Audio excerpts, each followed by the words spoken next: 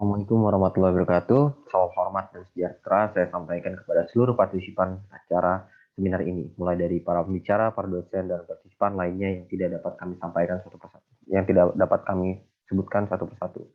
Pertama, saya sebagai pemakalah izin memperkenalkan diri. Saya Muhammad Galia Fiswada sebagai perwakilan kelompok ini, lalu dan dua rekan saya yaitu Angga Sultoni dan Randa Jawahar Pandivani. Dalam dunia industri, khususnya perusahaan, panel maker pasti tidak asing dengan istilah QC test atau quality control test atau uji kelayakan sebuah panel.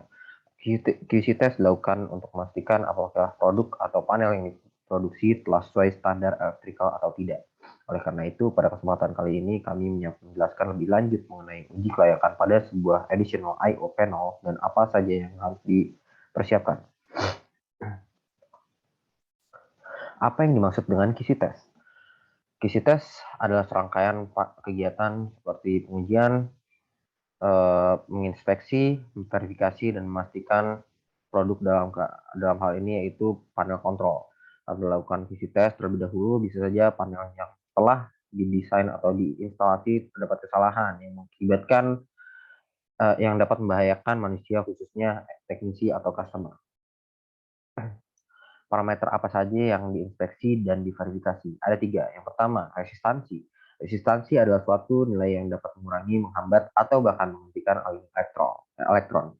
Nilai inilah yang kemudian akan dijadikan sebagai acuan saat melakukan continuity test pada panel elektrikal. Lalu yang kedua ada tegangan. Terdapat 2 jenis tegangan, yaitu tegangan arus searah atau direct current atau DC. Lalu yang kedua adalah tegangan arus bolak-balik, yaitu alternating current atau AC.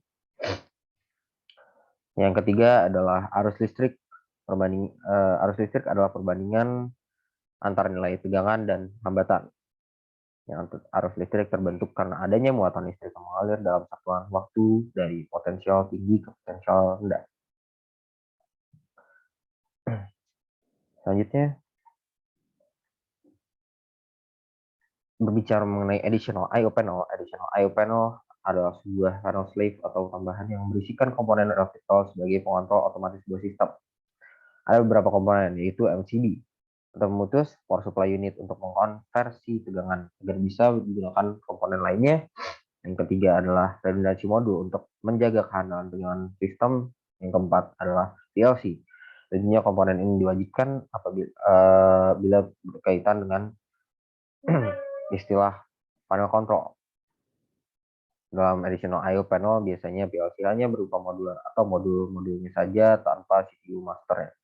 Oleh karena itu, perlu menggunakan perangkat tambahan agar terhubung dengan CPU-nya, yaitu interface modul atau remote I/O, yaitu perangkat yang mengirim dan menerima sinyal input dan output dari atau ke master CPU PLC pada sebuah proses otomasi.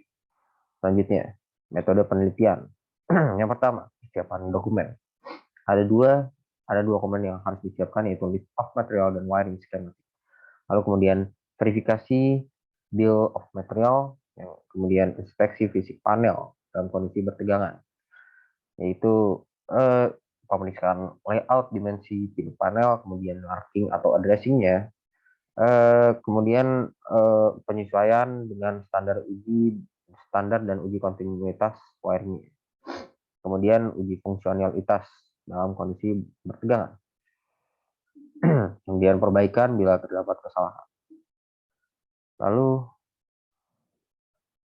ini adalah tampilan panel yang telah kami desain, instalasi, dan uji. Kemudian verifikasi bill of material. Ini adalah verifikasi bill of materialnya.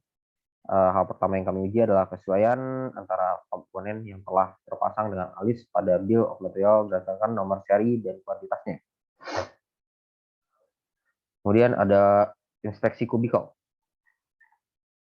Pada tahap ini diperhatikan dari sisi tampilan fisik dan fungsi mekanis seperti ukuran panel, kabel duct, turbin rail, sistem penguncian, dan lain-lain. Dan ada inspeksi komponen. Pada tahap ini dilakukan pengecekan bagian-bagian dari tiap komponen, contohnya seperti tombol pada limit switch dan tuas pada MCB. Lalu inspeksi pengawasan.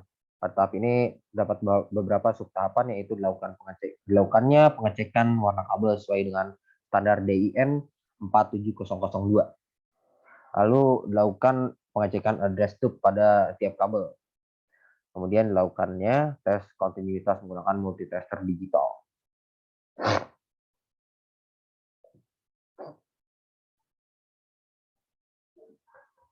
Inspeksi fungsional. Ada beberapa tahapan juga. Yang pertama, dilakukan pengecekan dengan AC pada terminal mengacu pada gambar berikut. Menggunakan multitester digital. Lalu selanjutnya dilakukan pengecekan keluaran VDC PSU pada terminal mengacu pada gambar berikut menggunakan multitester digital. Hal ini bertujuan untuk memastikan tidak terjadi voltage drop. Kemudian ada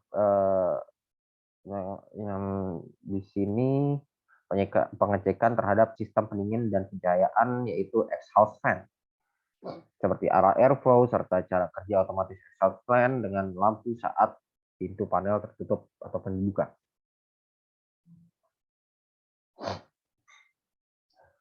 Yang terakhir adalah uji redundansi power.